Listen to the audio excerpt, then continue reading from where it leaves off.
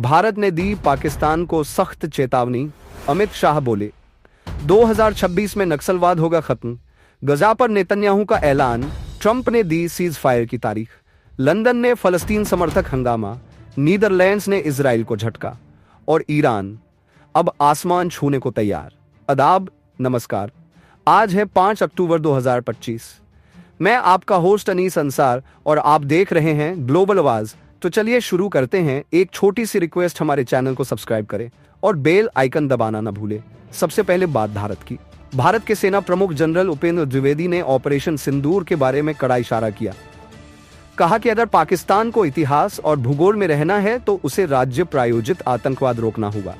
पाकिस्तान ने तुरंत पलटी ली और कहा कि भारत मिलकर बहाने ढूंढ रहा है और चेतावनी दी कि ऐसे हालात में दोनों तरफ नुकसान होगा। इधर रक्षा मंत्री और वायुसेना प्रमुख के बयान से दोनों तरफ तनाव तेज दिखता है। वहीं दूसरी तरफ बस्तर के जगलपुर में गृह मंत्री अमित शाह ने सीधे अपील की कि आदिवासी भाई बहन अपने युवाओं को हथियार डालने के लिए समझाएं और वे मुख्यधारा में शामिल हों ताकि बस्तर का विकास हो सके। उन्होंने कहा कि कुछ लोग वार्ता की बात करते हैं, पर हमारी सरकार विकास के साथ कड़ाई से नक्सलवाद का अंत करना चाहती है। स्पष्ट चेतावनी दी कि बस्तर में शांति भंग करने पर सशस्त्र बल, सीआरपीएफ और छत्तीसगढ़ पुलिस मिलकर जवाब देंगी और 31 मार्च 2026 को नक्सलवाद को विदाई देने की तिथि घोषित की जाएगी। गजा से जुड़ी बड़ी खबर। इसराइल के प्रधानमंत्री बिन्यामिन नेतन्याहू ने कहा है कि उन्हें उम्मीद है आने वाले दिनों में गजा में रखे गए बंधकों की रिहाई की घोषणा की जाएगी। टीवी पर जारी वीडियो संदेश में नेतन्याहू ने कहा, हमास अपने हथियार डालेगा और गजा में कोई सेना नहीं रहेगी, चाहे यह आसानी से हो या मुश्किल से, लेकिन होगा जरूर। वहीं दूसरी तरफ हमास ने शुक्रवार को अमेरिकी शांति योजना की कुछ शर्तों को मंजूरी दी, लेकिन कहा कि कुछ अहम बिंदुओं पर बातचीत जरूरी है। मगर शनिवार को गजा में इस्राएली हमलों के बाद हमास ने आरोप लगाया कि इस्राएल अब भी जनसंहार कर रहा है और अंतर्राष्ट्रीय समुदाय से इस्राएल पर दबाव डालने की अपील की। अब नजरें टिकी हैं सोमवार पर, जब मिस्र में इस्राएल और हमास के बीच सीज फायर को लेकर अप्रत्यक्ष वार्ता शुरू होने जा रही है। क्या यह बैठक गजा में शांति की नई राह खोलेगी या फिर एक बार फिर युद्ध का साया गहराएगा? वहीं डोनाल्ड ट्रंप का ताजा बयान सुनते चलिए। गजा से जुड़ी सबसे बड़ी और अहम खबर। अमेरिकी राष्ट्रपति डोनाल्ड ट्रंप ने ऐलान किया है कि इस्राएल गजा में पीछे हटने की शुरुआती सीमा रेखा पर सहमत हो गया है और यह प्रस्ताव हमास के साथ भी साझा किया गया है। ट्रंप ने ट्रुथ सोशल पर लिखा, जैसे ही हमास इस पर सहमति जताएगा गजा में तुरंत सीज फायर लागू हो जाएगा। इसके साथ ही बंधकों और कैदियों की अदला बदली शुरू होगी। ट्रंप ने कहा कि इसके बाद वह दूसरे चरण की वापसी की शर्तें तय करेंगे, जो हमें इस 3000 साल पुरानी तबाही के अंत के बेहद करीब ले आएंगी। इससे पहले ट्रंप ने एक और पोस्ट में बताया था कि इस्राएल ने बंधकों की रिहाई और शांति समझौते को पूरा करने के लिए गजा पर बमबारी रोक दी है।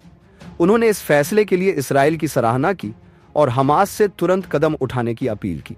गौरतलब है कि हमास ने अमेरिकी शांति योजना की कुछ शर्तों पर शुक्रवार को सहमति जताई थी, जिसमें बंधकों की रिहाई भी शामिल है, लेकिन उसने यह भी कहा कि कुछ अहम बिंदुओं पर अभी बातचीत जरूरी है।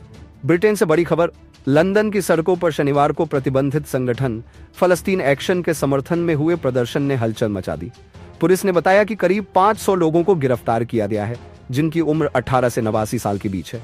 बताया जा रहा है कि प्रदर्शन में लगभग 1000 लोग शामिल हुए, जबकि सरकार ने इस संगठन पर जुलाई में ही प्रतिबंध लगाया था। गुरुवार को मैनचेस्टर सिनेगॉग पर हमले के बाद भी प्रदर्शन न रुकने से सुरक्षा एजेंसियां अलर्ट पर हैं। सेंट्रल लंदन अब सख्त निगरानी में है और पुलिस ने चेतावनी दी है, किसी भी रूप में प्रतिबंधित संगठन का समर्थन अब अपराध माना जाएगा। यूरोप से आई एक बड़ी और अहम खबर। नीदरलैंड्स की सुप्रीम कोर्ट ने अपने ऐतिहासिक फैसले में सरकार को आदेश दिया है कि वह इजराइल को हथियारों के निर्यात लाइसेंस की समीक्षा करे।